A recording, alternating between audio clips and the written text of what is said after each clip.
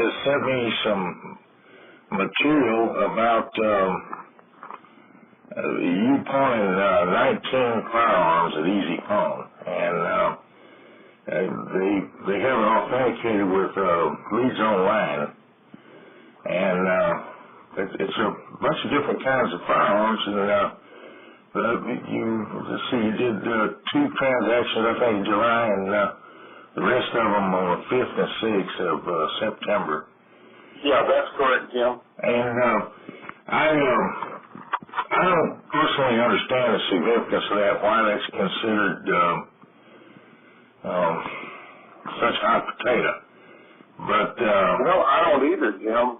And I'm going to tell you, I did that to get some cash to go to Switzerland for Charlotte's daughter's wedding, and every gun is in my vault at the sheriff's office. I got them right back out, so they're no longer in pawn.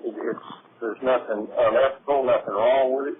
People do it all the time, and you take them in, you get the money, you take them back, and you get them out, and that's it. You don't have to sell your firearms.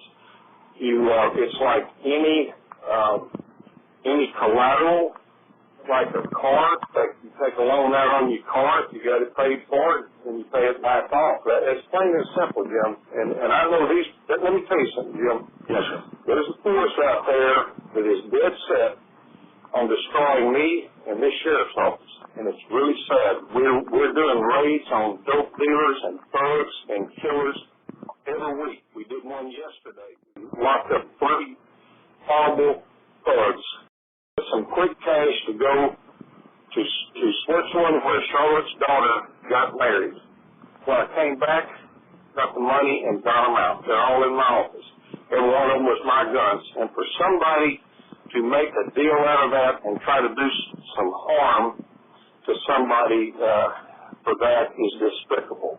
Now, there's a complicating factor that this individual put in there about the estate of Jack Dunn, that there's a woman named Connie Dunn, and you were keeping some guns for her, I don't know whether just for safekeeping or to discover their worth, but at any rate, one of Mr. Dunn's children probated his estate, and he got those guns. They've been feeding. They're feeding you mushrooms, Jim. Connie Dunn and I went to high school together. She married Jack Dunn. He was a builder in Woodway. He built a lot of stuff. He ended up a very wealthy man.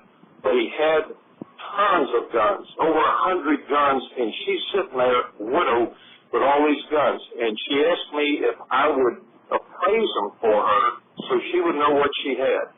So I got the guns appraised. There were guns, rifles, pistols, antiques, and I got several different gun shops to help me. I gave her a list of the guns, and she was broken-hearted. She still had business here. She moved to Texarkana.